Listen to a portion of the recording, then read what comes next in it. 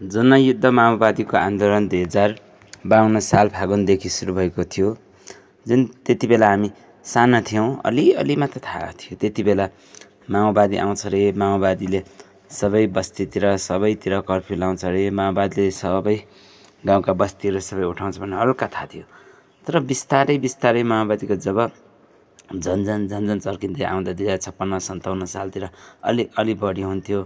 अनि त्यस बेला जतासुकै माओवादी जिन्दाबाद भनेर लेखिएको भित्तातिर कतै देखिन्थ्यो। अनि कुनै पनि सार्वजनिक संस्था अथवा सार्वजनिक सरकारी भवनतिर माओवादी जिन्दाबाद भनेर रातो अक्षरले लेखिएको देखिन्थ्यो। त्यतिखेर प्राय लगभग माओवादी यही हो भनेर हामीले चिन्नु पनि गाह्रो हुन्थ्यो। जब 2058-59 60तिर चाहिँ अलिक धेरै मान्छे झन धेरै माओवादीमा झन प्रवेश हुन थाल्यो। त्यति बेला चाहिँ अलिक झन हामीले अनि त्यसपछि अलिअलि देख्न थाल्यो माओवादीमा। त्यतिखेर माओवादीहरू दिउँसो सुत्ने र राति हिँड्ने गर्थ्यो भन्ने सुनिन्थ्यो। तर कतिपय रातिमा हिँडेर पनि उनीहरू एउटा गाउँदेखि अर्को गाउँ, एउटा ठाउँदेखि अर्को ठाउँमा जान्थ्यो।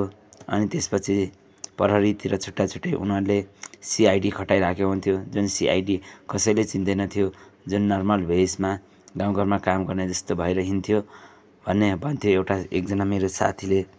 तर पछि आएर झन चर्किँदै जाँदाखेरि 2060, 61, 62तिरको कुरा। त्यतिखेर चाहिँ हामी जब स्कुल पढ्थ्यौँ, त्यतिखेर स्कुल जाँदाखेरि कुन बेला स्कुल बिदा हुने, कुन बेला खोल्ने, कुन बेला बन्द हुने थाहा हुँदैन थियो।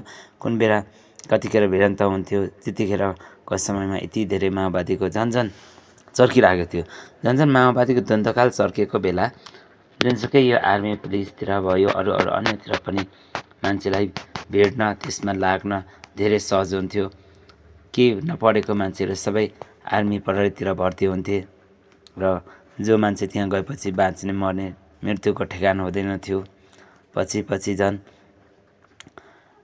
बेला कर्फ्यू हुन थाल्थ्यो। बेलुका 5 बज्नु हुँदैन थियो। 5 बजेपछि कर्फ्यू हुन्थ्यो र स्कुल गएको विद्यार्थी बच्चा कतिखेर फर्किन्थ्यो त्यो पनि थाहा हुँदैन थियो। उनीहरू स्कुल गएपछि भरे बेलुका आउँदैन थाहा हुँदैन थियो। प्रत्येक स्कुलमा दिउँसो माओवादीको कार्यक्रमहरू हुन्थ्यो। जुन कार्यक्रमको बेला त्यहाँ बस्ने विद्यार्थीहरूलाई एकजुट बनाउँथ्यो। हामी सानो थियो, अलि थाहा हुन्थ्यो। अनि अलिकति 6-7 देखि पढ्ने अलिक ठुल्ठुलो उमेर समूहका मान्छेहरूलाई माओवादीको गठन गर्थे। कतिपयलाई त्यहीँदेखि लिएर हिँड्थे।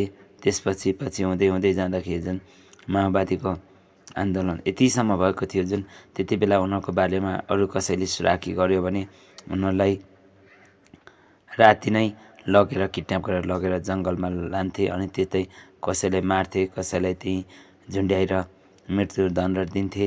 त्यसपछि उनीहरू कतिलाई त्यतिकै हिँडाउँथे उनीहरूसँगै, कतिलाई त त्यहीँ खाल्डोमा गाड्थे भन्ने सुनिन्थ्यो। कतिलाई झन् पीडा दिएर जुन उनीहरूको शरीरमा ब्लेडले अथवा कुनै धारिलो हतियारले उनीहरूको शरीरको अङ्गहरू चिरेर त्यसमा जुन खोर्सानीको जुन रस हुन्छ हो, त्यो रसहरू उनीहरूको जिउमा लगाइदिएर मार्ने गर्थ्यो अरे भन्ने सुनिन्छ।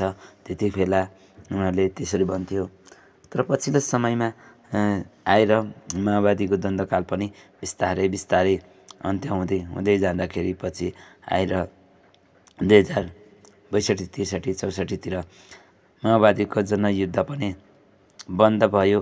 त्यसपछि सरकार र माओवादी बिचमा सम्झौता अनुसार एक अर्कामा माओवादीहरूसँग सम्झौता गरेर अघि बढ्न थाल्यो। यसरी माओवादीको द्वन्द्वकालको छोटो कहानी यसरी सुरु भएको थियो र यसरी नै अन्त्य गर्नु भएको थियो।